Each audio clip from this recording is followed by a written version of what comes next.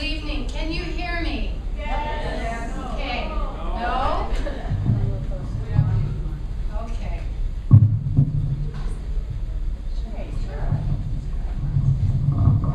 I'm too short. Okay. Can you hear me? Is that better? Yes. This is so lovely. Thank you.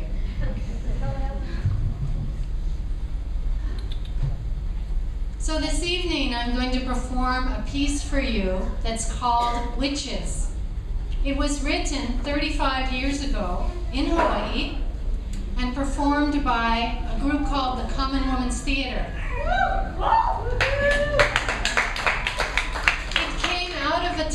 It came out of the feminist women's health movement, and out of a time, if you can imagine it, when there was no internet. When we were just beginning to discover and recover women's history, when women's health information was very hard to come by, when 90% of doctors were men, and when women were generally treated as children when they went to the doctor. And now this piece is a piece of history itself. So tonight you decide if this still speaks to our condition.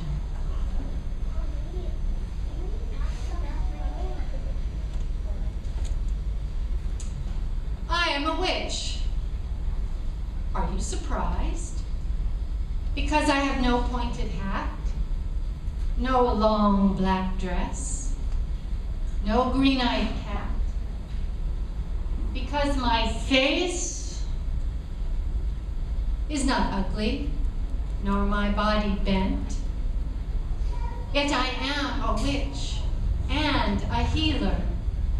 Women have been healers in all cultures, so you already know me well, for I am a part of your history, and your history is a part of you. Still, let me remind you,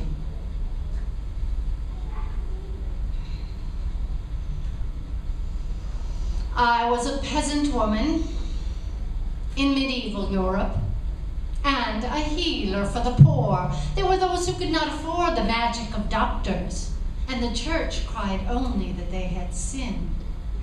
So it was to me that they came for healing.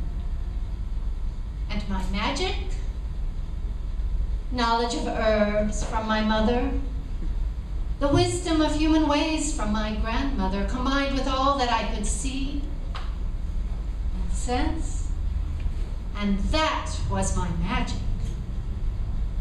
But the unknown becomes magic and mystery, and the mysterious becomes fearsome. There were those who feared and hated witch healers. 16th century Germany, city of Würzburg, 600 witches destroyed in a year, 2 a day, burned alive at the stake. France, Italy, England, all the same. It were 1,000 times better for the land if all witches, but especially the blessing witch, might suffer death. So wrote an English witch hunter. And my crimes?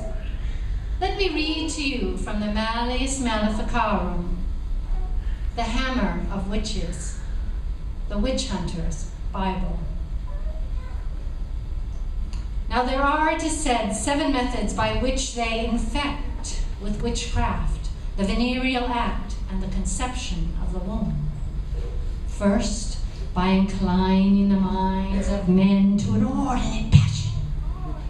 Second, by obstructing their generative force. Third, by removing the members accommodating to that act. Fourth, by changing men into beasts with their magic act.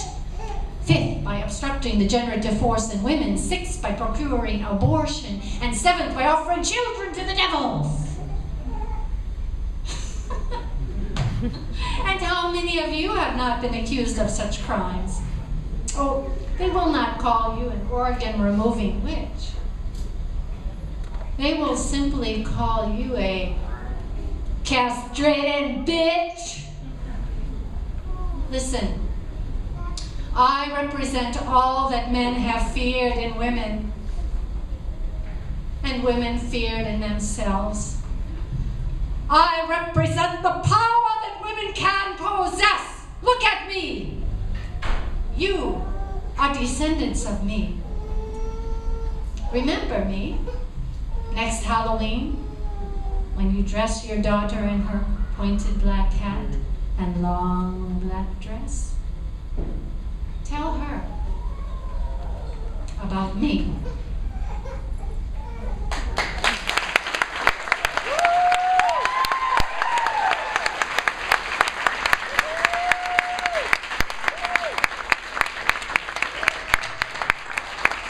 Another round of applause for her.